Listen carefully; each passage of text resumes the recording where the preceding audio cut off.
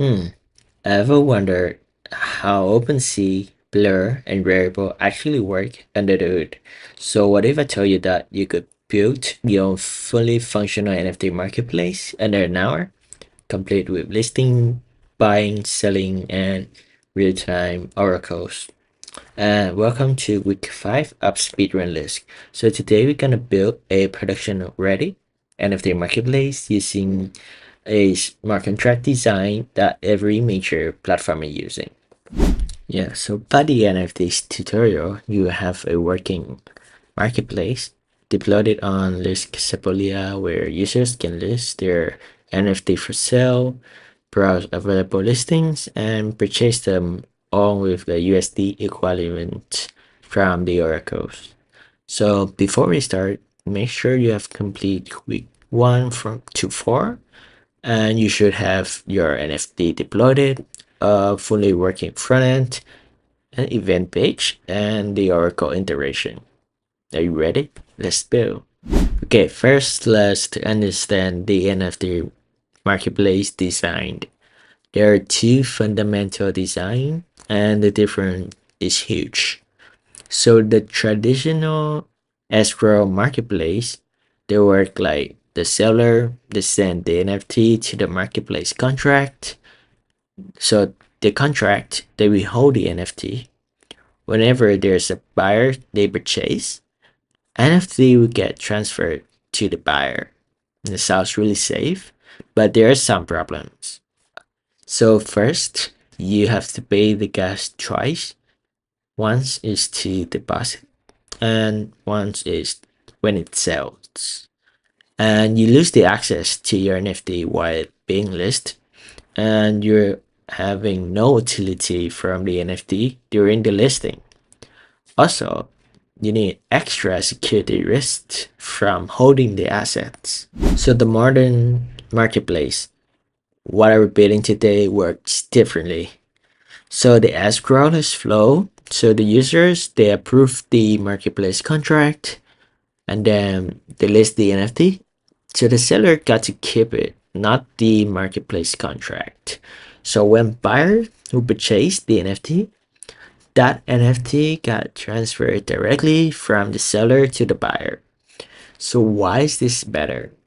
So it got more gas efficiencies, meaning no deposit or transactions is needed. Safer because the seller keep the NFT until it being sold. More flexible as well because it's using the NFT utility while being listed in like gaming or stacking. And lastly, using the modern standard where OpenSea own using this, then the magic is in the approval function of the NFT. So let me explain this critical concept. So here's the problem. Your NFT is sitting in your wallet and the marketplace contract needs to transfer it when someone buys it. Then how does the marketplace get the permission to do that? So the NFT or the ERC 721 give us two approval methods and understanding them is really necessary. So the first method is the approval methods. So this approve a specific address to transfer a specific tokens. For example, you are approving the marketplace to transfer only the token with the ID of 5. It is great for one-time transfer, but terrible for the marketplaces. Why? Because you need to approve every time you list an NFT. Alright, for the second method, which is set approval for all. So this approve an address to transfer all of your NFTs, current and in the future. So you can see the solidity code that they put in set approval for the marketplace contract to true. So it approved the marketplace to transfer any of your NFTs. So this is what the marketplaces use. You just need to approve once, then list unlimited NFTs without additional approval. So it get better UX and less gas over time. So now my approval all of my NFT sounds like really scary, right? But the key is you only approve a verified and audited marketplace contract, because you always need to check the contract. It's verified on Block Scout before approving, and once you verified it, you're trusting the code, not a person. Or a marketplace code is open source and auditable, and this is the foundation for every NFT marketplace. Okay, so let's create a new NFT marketplace contract in your contract folders, and this is super simple. So there are three key pieces. So the first thing is for the interface of the ERC 721 is the interface to interact with your NFT contract. The re-agency guard is for security, which prevent re-agency attacks, which is really normal attack vector in Solidity smart contract. And we got the mapping to track on the active listing. And for the listing struct, we have the struct to store the listing information. We have the address of the seller, which means who owns this listing NFT, the price in if, and the boolean active is to check is it being listed or not. So everything we need to know about listing is staying in one struct. Right, so now we have three core functions. The first one is to list the item on the NFT. So we want to list an NFT for sale. Firstly, we go through all of the required checks. So firstly, we check if the price should be larger than zero, it's greater than zero, because you don't want to create a negative price or zero price. And next, we're gonna check if that NFT token ID is actually the sender and the owner of that token ID. For the next required check, we have to check if that token ID or that NFT collection was approved to the marketplace contract to make sure that the marketplace contract could transfer the NFT or the token in case of there's a buyer. Nextly, we're gonna check the required for an already listed, if that token ID already listed, and yes or no. And then if everything checks out, we're gonna create a struct of listing with those parameters to save it in our storage, and then we're gonna emit an event. So you should focus to notice of the approval check, which we have to verify the marketplace and transfer the NFT before allowing the listing. Alright, next function is to buy the listed NFT. So this function, the buyer is gonna call this function. You got a few required check here, if that token is listed or not, if the sender have enough token for the payment, and to check again if the seller is still owning that token ID.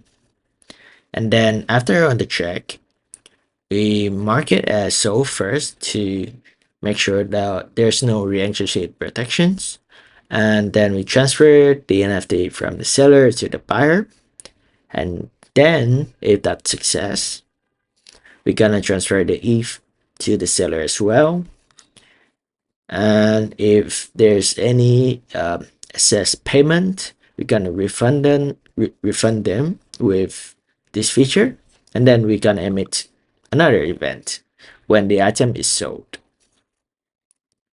All right, the last function. So the seller that they can remove their listing anytime. Uh, really simple permission check if that NFT is listed or not.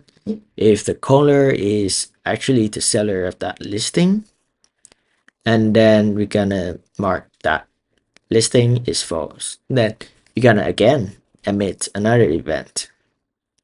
Then we have two symbol read function of getting the listing data, including the price, the seller, etc. And another check if that NFT is listed or not. Okay, let's walk through some of the front end integration. So firstly, we got a card components which start all of the important parts. And so you have to focus on some of the scaffold hooks.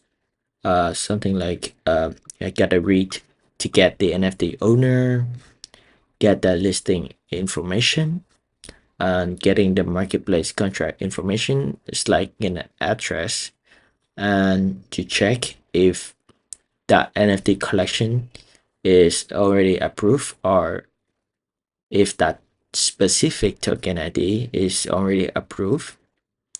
This is to check if the whole collection is already approved by the owner to the marketplace address. And then you gotta update the approval status because the approval function is the most important thing in the marketplace contract. And then we move into the right hook where we can set the approval for all of the NFT to the marketplace address. Get like here, and then when you have finished all of the approval and read and write, you can move into the marketplace functions such as the listing function, where you can list a specific token ID with a specific ETH price, and then move on to the right hook of buying that item for a specific amount. And also the last one is to cancel your listing. All right, let's test the demo out. So firstly, I'm gonna mint my own NFT first. Just wait a little bit here. All right, let's wait for the transactions to complete. It's really fast. And then let's move on to the marketplace page. So this is where we have worked on so far. First thing first, as a seller, we have to approve for the marketplace contract to use my NFT collections. All right, just wait a bit for the transactions to complete, and we should reload it for faster, so it fetch the latest state of the approval. All right, so it's already approved. So now I am able to list for sale. So let's try to list it around $4, which is 0.001 ETH. Confirm the transactions and just wait a little bit. All right, so I've already listed this NFT for sale. So let's change to another account so to buy this NFT. All right, so right now I have like 0.042 ETH, and this NFT only takes like 0.001. So I try to buy it and confirm the transactions. As you might see, the previous initial owner is like 16C9, and all right, I just bought this NFT. I will reload it to fetch the latest owner, which should be mine. All right, so here we have it. Already demo like buy and sell the NFT. All right, so in case you want to go further on the marketplace, here's some idea that you could do. First is the offer and bidding system, where the buyer that they want to offer a lower price than the listing price, they could make an offer, and the seller, they can accept the offer if they like it. And then the auction system is also really popular in the marketplace features, and this is where people, a lot of bidders, they start bidding in a certain amount of time, and then the highest bidder will win, and it will automatically refunds all the outbid users. And also, if the marketplace need a revenue, so a marketplace fee is where the revenue coming from. So it will be charged.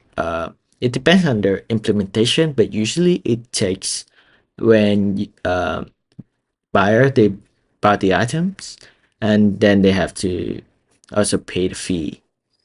Or could the fee be paid by the seller as well? And currently, the marketplace contract is supporting only one NFT collection, so it should be a good implement good things to build if you want to support multiple NFT collections, which mean any ERC 721 contract could buy and sell there as well. And also, activity kit is where you can view the events, something like you can see if whenever people do listing, uh, cancel listing, and buy the NFTs. And finally, you could play around with the IPFS integration as well to watch the real NFT metadata and images. All right, you have learned smart contract security, event driven architecture, and Oracle integration, and a production app patterns. So you're just not following tutorials anymore. You're like a full Web3 builder. So just get your submission in, and I will see you in the next and also the last challenge. All right, so let's keep building and keep shipping.